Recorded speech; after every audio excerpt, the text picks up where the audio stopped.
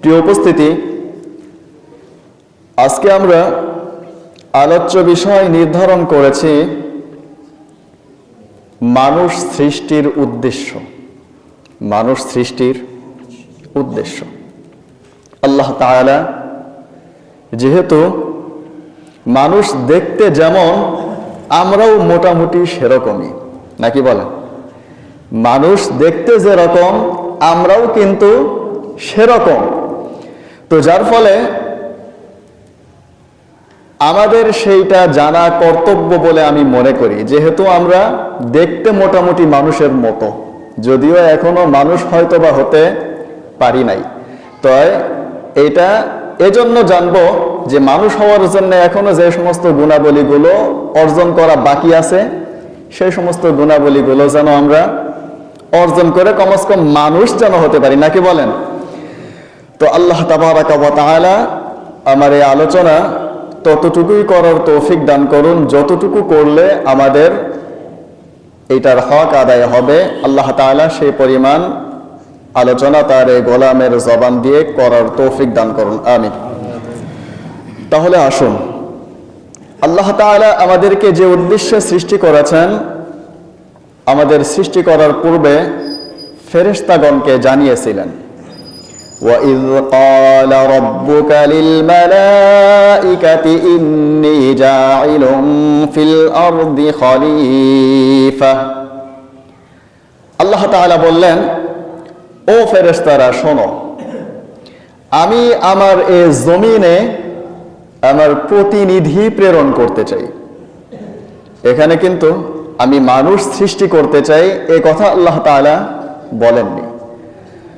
আল্লাহ তাআলা তার প্রতিনিধি পাঠাইতে চাইছিলেন, তো যারা দেখতে মানুষের মতো, যারা দেখতে মানুষের মতো, আর আমরাও তাদেরই মতো। তার মানে আল্লাহ তাআলার প্রতিনিধি যেই ব্যক্তিরা হবে, তারা দেহের দিক থেকে, দেহের গঠনের দিক থেকে, শারীরিক গঠনের দিক থেকে আমার আপনার মতো আকার আকৃতিতে হবে। কিন্তু এটুকু হলেই শুধু হবে না, এটুকু হলেই শুধু হবে না। তাহলে আল্লাহ তাআলার প্রতিনিধি হবার জন্য দুই ধরনের যোগ্যতা প্রয়োজন। কয় ধরনের? দুই ধরনের। মৌলিক দিক থেকে দুই ধরনের যোগ্যতা লাগবে। কয় ধরনের যোগ্যতা? দুই ধরনের।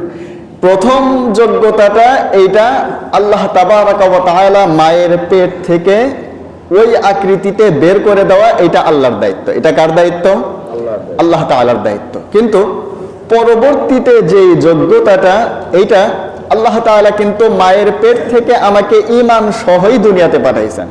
ঈমান সহই দুনিয়াতে পাঠাইছেন, কারণ নবী করিম সাল্লাল্লাহু আলাইহি ওয়াসাল্লাম বলেন, কুল্লু মাউলুদিন ইউলাদু আলা ফিতরাহ, অর্থাৎ প্রত্যেক শিশুই ইসলামের উপরেই জন্মগ্রহণ করে। প্রত্যেক শিশু কিসের উপরে জন্মগ্রহণ করে? ইসলাম নিয়েই জন্মগ্রহণ করে। এর বাবা মা একে মুসলমান বানায়, অথবা হিন্দু বানায়, খ্রিস্টান বানায়, অগ্নিপূজক বানায়, ইহুদি বানায়, নাসারা বানায়, বৌদ্ধ বানায়, খ্রিস্টান বানায়, যা কিছু বানায় সবকিছু এর বাবা মা করে। সবকিছু কে করে? এর বাবা মা। তাহলে আল্লাহর প্রতিনিধি হবার জন্য মৌলিক দুইটা জিনিস শর্ত। কয়টা জিনিস? দুইটা।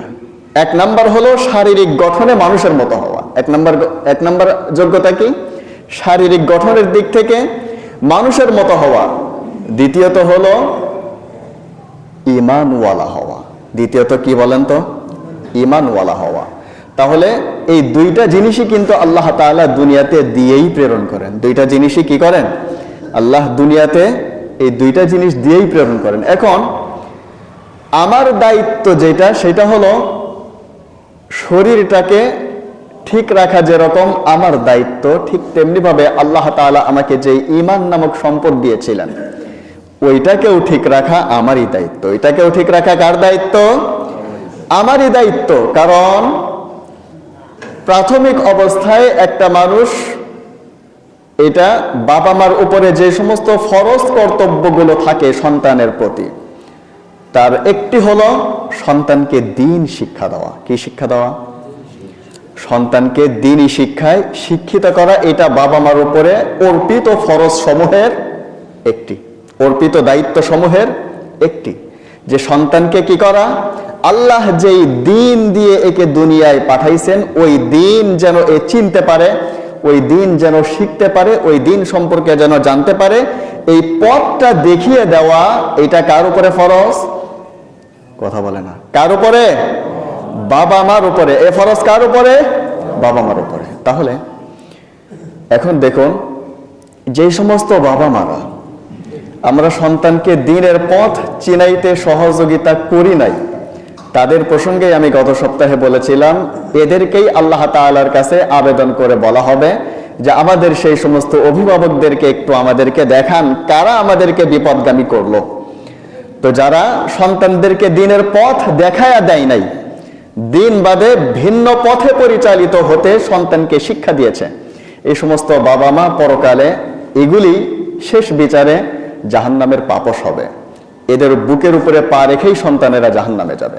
তাহলে আসুন, আল্লাহ তাআলা বললেন আমি প্রতিনিধি পাঠাইতে চাই, আর প্রতিনিধির দ্বিতীয় গুণটা ঈমানওয়ালা হতে হবে। কি হতে হবে বলুন তো? ঈমানওয়ালা। এইবার প্রতিনিধি যখন ঈমানওয়ালা হলো, এর দায়িত্ব হলো, আল্লাহ তাআলা পরবর্তীতে বলতেছেন ওয়ামা খালাকাতুল জিন্না ওয়াল ইনসা ইল্লা লিয়াবুদুন, আমি মানুষকে আমার ইবাদত ব্যতীত জিন ও ইনসানকে অন্য কোনো কারণেই সৃষ্টি করিনি। ওয়ামা খালাকতুল জিন্না ওয়াল ইনসা ইল্লা লিয়াবুদুন, আমি জিন এবং ইনসানকে আমার ইবাদত ছাড়া অন্য কোনো কারণেই সৃষ্টি করি নাই। তাহলে এই যদি হয় আল্লাহর সৃষ্টির উদ্দেশ্য, এই ছোট্ট একটি আয়াত থেকেই আমরা আল্লাহর সৃষ্টির উদ্দেশ্য, আমাকে সৃষ্টির উদ্দেশ্য, আমার দুনিয়ায় আসার উদ্দেশ্য, আমি এই একটি আয়াতের মধ্যেই উত্তর কিন্তু পেয়ে যাই। তাহলে এখন আমরা ইবাদত বলতে আল্লাহ তাআলা এখানে বললেন আমি ইবাদত ছাড়া অন্য কোনো কারণে আমি মানুষকে সৃষ্টি করি নাই। তাহলে আমরা স্বল্প জ্ঞানী মানুষ যারা আছি, আমরা ইবাদত বলতে বুঝি যতক্ষণ মসজিদের মধ্যে বসে থাকি এতটুকু সময়কেই আমরা ইবাদত বলে মনে করি আমাদের সাধারণ জ্ঞানে। কথা বলেন ঠিক না? আমরা ইবাদত বলতে যতটুকু বুঝি, মসজিদে যতক্ষণ থাকলাম, কোরআন যতক্ষণ পড়লাম, ততক্ষণ কি ইবাদত করলাম, বাদ বাকি সময়টা এগুলি ইবাদত বলে আমরা মনে করি না। এগুলি কি মনে করি না? আমরা ইবাদত বলে মনে করি না। কিন্তু তাই যদি হয়, আমার মনে করা আর আল্লাহ তাআলার উদ্দেশ্য দুইটাই যদি একই রকম হয়, তাহলে তো হচ্ছে না। হয়তো আল্লাহটা পালন হচ্ছে না, তা না হলে আমারটা হচ্ছে না। তার কারণ হলো আল্লাহ তাআলা বললেন আমি শুধু মানুষকে ইবাদতের জন্যই সৃষ্টি করছি, তাহলে আমাকে তো সংসারও পরিচালনা করতে হবে, হবে না? কথা বলেন না কেন? হবে না? যেহেতু আল্লাহ তাআলা এখানে বলছেন ওয়া আনকিহুল আয়ামা মিনকুম, তোমরা বিবাহ শাদী করো। কি করো? তাহলে বিবাহ শাদীও আল্লাহ তাআলা করতে বললেন, আবার ওদিকে বলে দিলেন যে আমি ইবাদত ছাড়া কোনো কাজেই সৃষ্টি করি নাই, তাহলে আবার বিয়ে করতে বললেন কেন? আবার ওদিকে ওয়া আকিমুস সালাতা ওয়া আতুজ যাকাত, যাকাতও দিতে বললেন। তাইলে সম্পদ না থাকলে সারাদিন আমি নামাজি পড়বো, সম্পদ না থাকলে যাকাত দেবো কোত্থেকে? তাইলে এরপর আল্লাহ তাআলা সূরাতুল জুমআয় বললেন ফাইযা কুদিয়াতিস সালাতু ফান্তাশিরু ফিল আরদ, যখন নামাজ শেষ হয়ে যায় তখন জীবিকা অন্বেষণের জন্য জমিনে ছড়িয়ে পড়ো। তাহলে এই সব আবার, তাহলে তো ইবাদত আল্লাহ কয় মুখে, মানে এক মুখে কয় কথা বলে, এরকম হয়তো আমাদের ধারণা আসতে পারে না। এই সব প্রশ্নের একমাত্র জবাব হলো আপনি চাকরি করবেন কোনো সমস্যা নেই, আপনি সংসার পরিচালনা করবেন, এইটাও আল্লাহর ইবাদত। এইটাও কি আল্লাহর ইবাদত, কারণ সংসার পরিচালনা করা এটা কার হুকুম? এটাও আল্লাহর হুকুম। কিন্তু আল্লাহর হুকুম কখন হবে? দেখুন, পৃথিবীতে দুটি সত্তা আছে। কয়টি সত্তা? দুটি। এক নাম্বার সত্তা হলো আল্লাহ তাআলা, প্রথম সত্তা সম্পর্কে আল্লাহ নিজেই, সেটাকে আল্লাহ, প্রথম সত্তাকে আল্লাহ নিজেই। দ্বিতীয় সত্তা হলো শয়তান, দ্বিতীয় সত্তাকে শয়তান। তাহলে আল্লাহ তাআলা আমাদেরকে মানুষের জন্য দুটি সত্তাকে আল্লাহ তাআলা দুই ধরনের পরিচয় দিয়ে দিয়েছেন। প্রথম সত্তা হলেন আল্লাহ। প্রথম সত্তাকে আল্লাহ, তিনি আমাদেরকে, তিনার সম্পর্কে আল্লাহ তাআলা, আল্লাহর সাথে আমাদের কি সম্পর্ক, এই প্রসঙ্গে আল্লাহ তাআলা সূরাতুল বাকারায় বলেন, আল্লাহু ওয়ালিয়ুল্লাযীনা আমানু, আল্লাহ হলেন মুমিনদের বন্ধু, মুমিনদের অভিভাবক, মুমিনদের জিম্মাদার হলেন কে? আল্লাহ। কে বলুন তো? আল্লাহ। আর দ্বিতীয় সত্তা সম্পর্কে আল্লাহ তাআলা পরিচয় করিয়ে দিচ্ছেন, ইন্নাশ শাইতানা লিল ইনসানি আদুব্বুম মুবিন। ইন্নাশ শাইতানা লিল ইনসানি আদুব্বুম মুবিন। শয়তান হলো সেই সত্তা যে মানুষের জন্য প্রকাশ্য দুশমন। মানুষের জন্য কি? প্রকাশ্য দুশমন। তাহলে এখন আমরা নিজেদের ব্রেন, নিজেদের মস্তিষ্ক খাটায়া বের করে নেই বা সিদ্ধান্ত নেই যে আমরা আমার বন্ধুর সাথে থাকব নাকি আমার শত্রুর সাথে থাকব। কার সাথে থাকবো বলুন তো? বন্ধুর সাথে। তাহলে বন্ধুর সাথে যদি থাকতে হয়, আমার বন্ধু যিনি আল্লাহ, তিনি বলেছেন ওয়া আনকিহুল আয়ামা মিনকুম, তোমাদের মাঝে যারা অবিবাহিত রয়েছে কি করো? বিবাহ করো। তাহলে আমার বিবাহটা আল্লাহ তাআলার ইবাদত হবে। কি হবে বলুন তো? আল্লাহ তাআলার ইবাদত হবে। কিন্তু কখন? এইটা হলো আল্লাহর রাসূল সাল্লাল্লাহু আলাইহি ওয়াসাল্লাম, এখন রাসূলকে লাগবে। তিনি আল্লাহ তাআলার বিধান পালনের জন্য সংসারটাকে যেইভাবে পরিচালনা করেছেন, ওইভাবে সংসার পরিচালনা করতে পারলে আমার বিবাহটাও, আমার সংসারের কাজকর্মও আল্লাহ তাআলা ইবাদত বলে ধরে নেবেন। সুবহানাল্লাহ, সুবহানাল্লাহ। এরপর আল্লাহ তাআলা বললেন ওয়া আতুজ যাকাহ, আল্লাহ তাআলা যাকাত দিতে বলেছেন। তার মানে বোঝা যায় যে আমাকে সম্পদও অর্জন করতে হবে। কি করতে হবে বলুন তো? আমাকে সম্পদও অর্জন করতে হবে। তা না হলে গরিবের উপরে, ফকিরের উপরে, মিসকিনদের উপরে কোনো যাকাত ফরজ করেছে আল্লাহ? কথা বলেন, করেছে? করেনি। তার মানে বোঝা যায় যে আমি যদি আল্লাহর যাকাত দাও এই বিধান পালন করতে চাই, তাহলে অবশ্যই আমাকে কি হতে হবে? সম্পদশালী হতে হবে। কি হতে হবে বলুন তো? সম্পদশালী হতে হবে। তার মানে আমাকে গরিব থাকা যাবে না। আমাকে কি করা যাবে না? গরিব থাকা যাবে না। এখন আমি যে সম্পদ অর্জন করব সেইটা কিভাবে?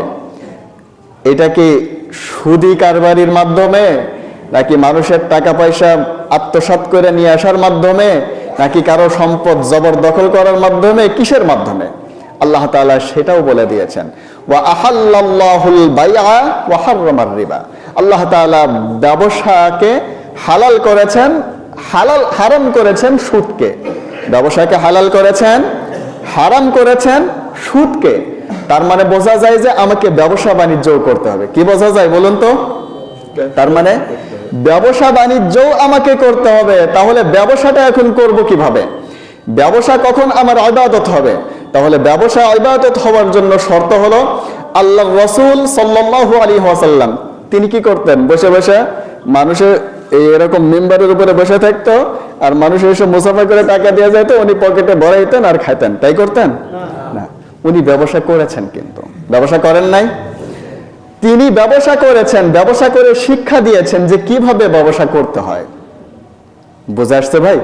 তার মানে বোঝা গেল ব্যবসা আমার ইবাদত হবে কখন?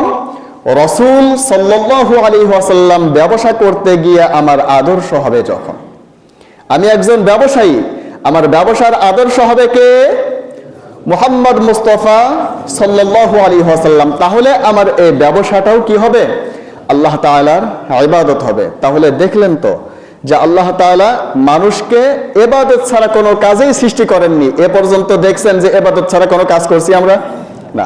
তার মানে যারা রাসূলকে সামনে রেখে সংসার পরিচালনা করে, এরা কি করতেছে? দুনিয়াবি কাজ না ইবাদত? জোরে বলেন, কি করে? এরা ইবাদত করে। যারা রাসূলকে সামনে রেখে ব্যবসা করে, এরা কি করতেছে? ইবাদত করতেছে। কি করতেছে বলেন?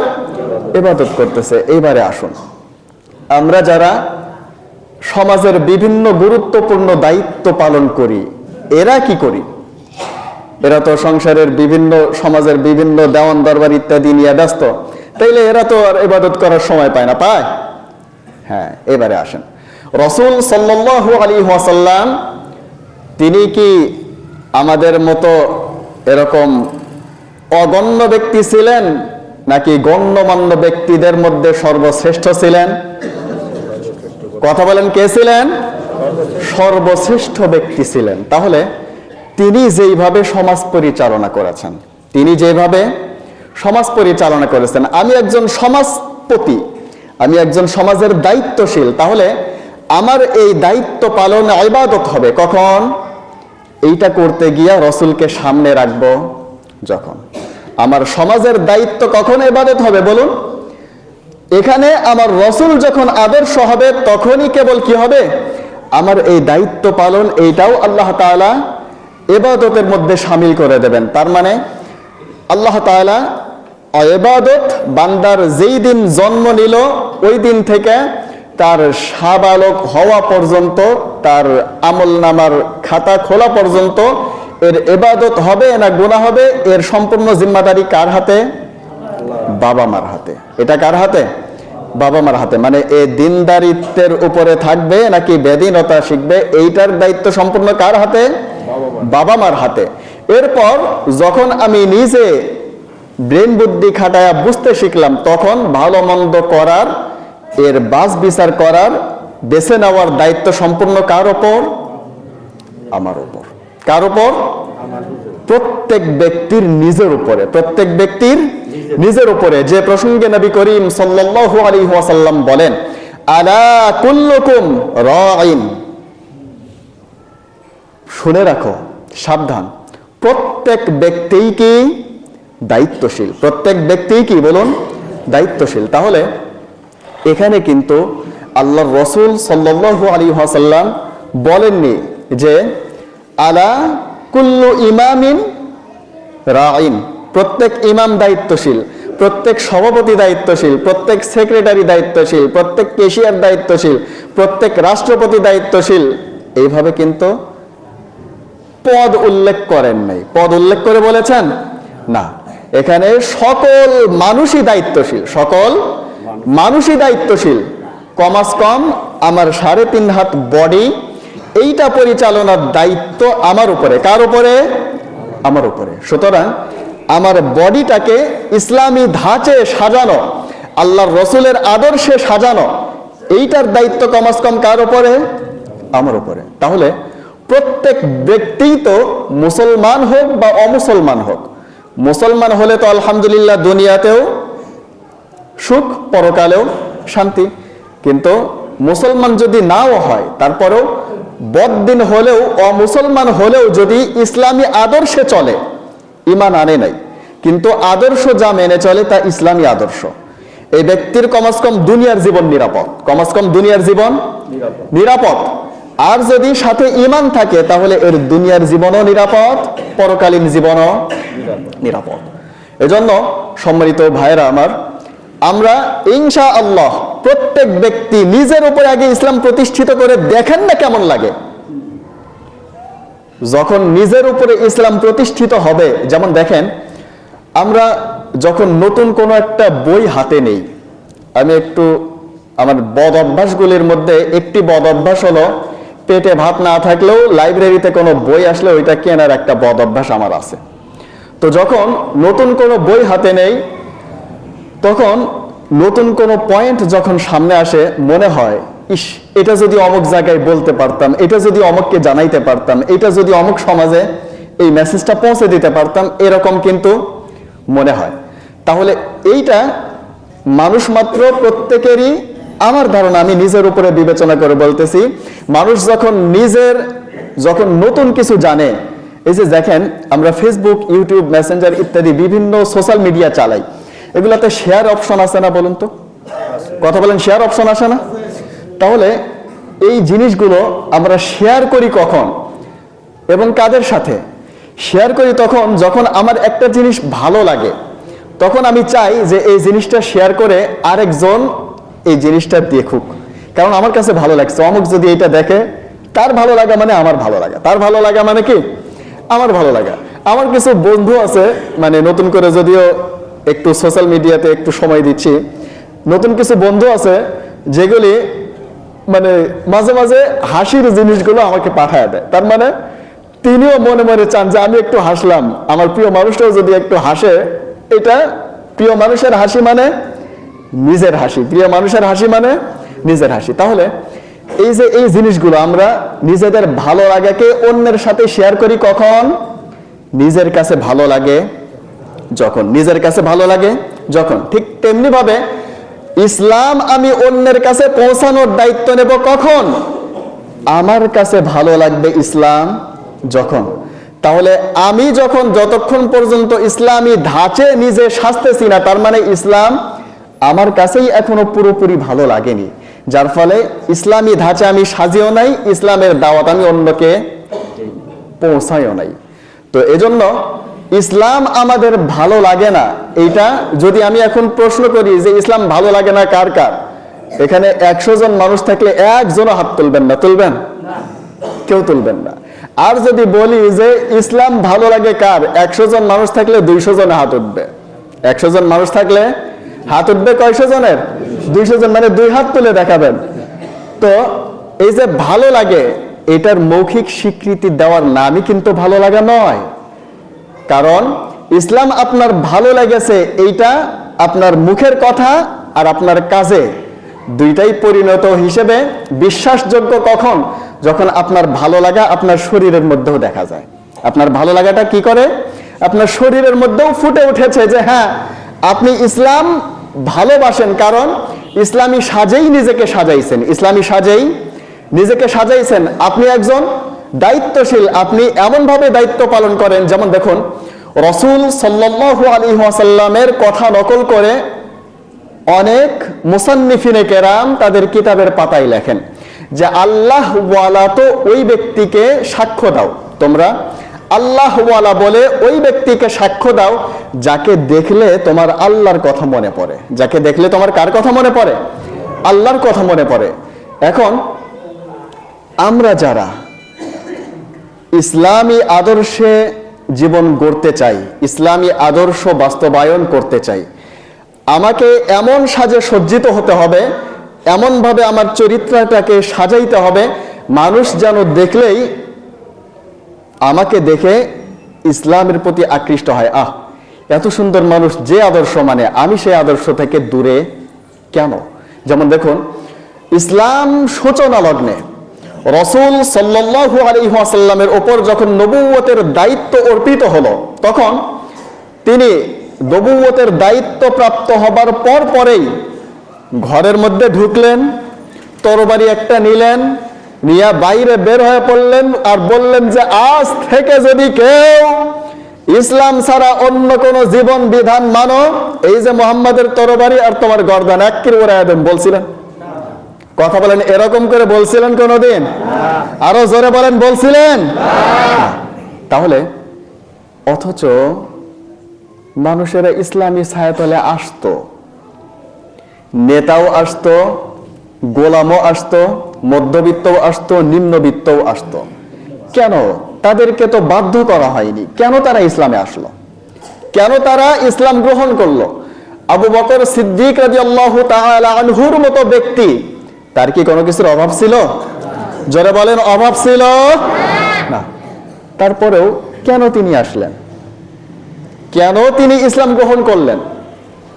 এটা এজন্য রাসূল সাল্লাল্লাহু আলাইহি ওয়াসাল্লামের আদর্শ দেখে মুগ্ধ হয়ে তারা ইসলাম গ্রহণ করেছেন। তার আদর্শই তাকে ইসলাম গ্রহণ করতে বাধ্য করেছে। ঠিক তেমনি ভাবে আমরা ইসলামী দায়িত্বশীল যারা, ইসলাম পালন করতে আগ্রহী যারা, আমরা মুসলমানেরা, যেমন দেখুন এই যে আমরা মহিপুর কলোনিবাসী, আজকে আমরা বাবা মারা ঠিক হয়ে যাওয়ার কারণে আমার বিশ্বাস, আমার আত্মবিশ্বাস, মহিপুর কলোনিতে কমাস কম আলহামদুলিল্লাহ আমাদের এই মসজিদ মহল্লার কোন মুসল্লি তার বাড়িতে এখন জোরে আওয়াজে গান বাজে না। এটা আমি আত্মবিশ্বাসের সাথে বলতে পারি। তবে ধানের মধ্যে চিটা না থাকলে ওই ধান ধানই না। ওই ধান কি না? ধানই না। তো এরকম চিটার মতো দু একটা থাকলেও ওগুলা গোনায় না, ওগুলা মানুষ সামাজিকতার বাইরে রাখে সেই সমস্ত কিছু ব্যক্তিকে। কথা বলেন ঠিক না? তো এখন দেখুন, শুধু নিজে ভালো হয়েই যদি ভালো সব হওয়া যাইতো তাহলে কিন্তু ভালোই হইতো। দেখেন, আমি বিগত সরকারের আমলে, যদিও সরকারি বিষয়ে কোনো কিছু বলা আমার সম্মানিত মুরব্বিয়ানে কেরাম নিষেধ করেছেন, আমি সরকারকে কটাক্ষ করে কিছু বলতেছি না, বিগত সরকারের আমলে তার প্রায় ১.৫ যুগের ক্ষমতাকালে আমি কিন্তু এই মহিপুর কলোনি থেকে কোনো কনসার্টের আওয়াজ শুনি নাই। আপনারা কেউ শুনেছেন?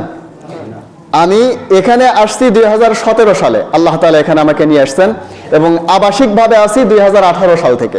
এই 18 সাল থেকে 5ই আগস্ট পর্যন্ত আমি এখানে কোনো কনসার্টের আওয়াজ শুনি নাই। আপনারা শুনেছিলেন কেউ? কথা বলেন, শুনেছিলেন?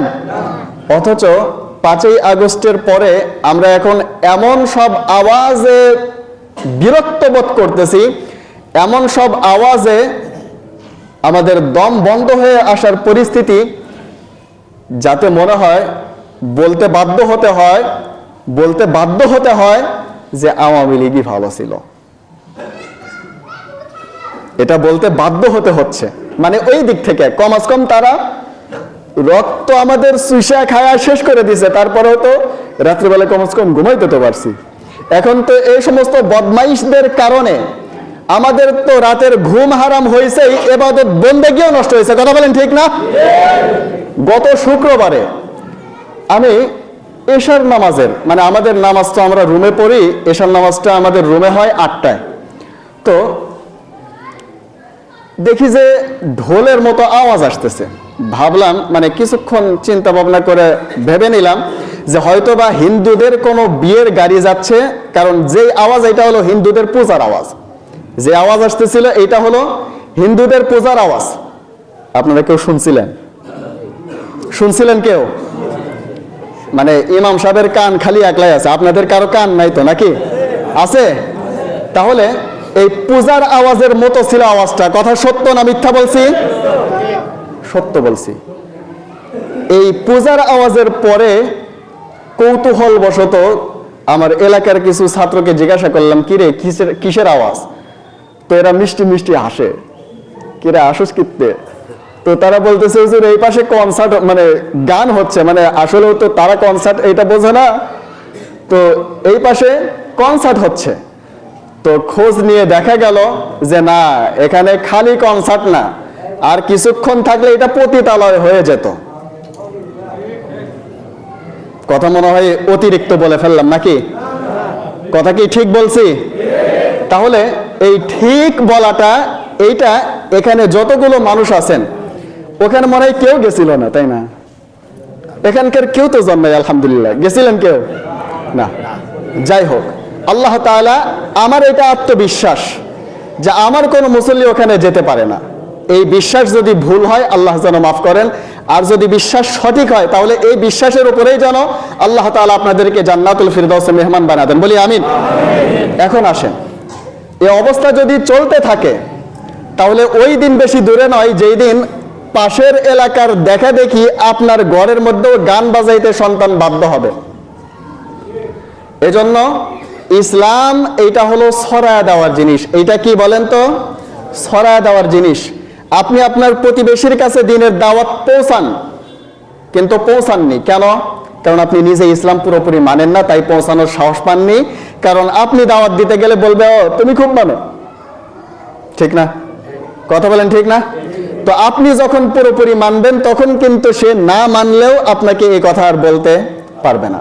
এজন্য আমার অনুরোধ, এই এলাকায় যেখানেই গান হচ্ছে আপনাদের উপস্থিতি কমাস কম আমার মুসল্লিদের কারো বাড়িতে যেন গানের আওয়াজে অন্য কেউ, মানে নিজেও জাহান্নামী হয়া অন্য কেউ জাহান্নামের পথে পরিচালিত করা, এরকম জিম্মাদারি যেন আমার কোনো মুসল্লি না নেয়। আল্লাহ তাআলা তাদেরকে এই বিষয় থেকে হেফাজত করুন। বলি আমিন। এরপর ইসলাম টিকে আছে কয়জনের ত্যাগের বিনিময়ে? 313। কয়জন? 313। এখানে প্রায় 1000 মুসল্লি জুমআর দিন সালাত আদায় করেন। আপনারা যদি 313 জন নয়, এখন যদি এই সমাজের জন্য 13 জন মানুষও ঠিক হয়ে যান, আমার জানা মতে আমাদের সমাজ হয়তো 13টা, সম্ভবত 13টা 14টা, যাই হোক 13-14টা সমাজ। এই 13-14টা সমাজ আমরা যদি মোটামুটি ইসলামমুখী হয়ে যাই, আমাদের এই ইসলামী সমাজ যদি আমরা নিজেরা প্রতিষ্ঠিত করতে পারি, অনেক সমাজের ইসলাম প্রেমী মানুষ কিন্তু আমাদের সমাজে এসে ভিড় জমাতে বাধ্য হবে। কথা বলেন ঠিক না? তখন কিন্তু আমরা যদি আমাদের সমাজটা, প্রত্যেকটা সমাজ যদি আমরা ইসলামী সমাজ রূপে গড়ে তুলতে পারি, তাহলে আশেপাশের গ্রামে এমনিও শুক্রবারে আমাদের এখানে আমাদের এই মহিপুর কলোনি মসজিদে আশেপাশের বহু জায়গা থেকে কিন্তু মানুষ নামাজ পড়তে আসে। কেন? এটা তাদের আন্তরিক ভালোবাসার একটা জায়গাতে রূপ নিয়েছে। তো আমরা যদি সামাজিকভাবেও ইসলামকে এভাবে গ্রহণ করতে পারি, আল্লাহ তাআলা আমাকে মানুষের অন্তরে জায়গা করে দেবেন। এজন্য অন্যান্য সমাজের যারা দিন প্রেমী আছে, দিন পিপাসু আছে, দিনকে ভালোবাসে, তারাও দেখবেন আপনার সমাজে বর্তমানদের চাইতে বেশি টাকা দিয়ে আপনার সমাজে ভর্তি হতে চাইবে। এজন্য প্রিয় ভাইয়ের আমার, ইসলামকে শুধু শুক্রবারের জন্য না মেনে, ইসলামকে শুধু 5 ওয়াক্ত নামাজের জন্য না মেনে, ইসলামকে সামাজিকভাবে ছড়িয়ে দেন, এই আহ্বান আপনাদের কাছে রেখে আজকের আলোচনা আমি এখানেই শেষ করছি। আল্লাহ তাবারাকা ওয়া তাআলা আমাদের প্রত্যেককে পূর্ণাঙ্গ ইসলাম পালনকারী বান্দা হিসেবে কবুল করে নিন, বলি আমিন।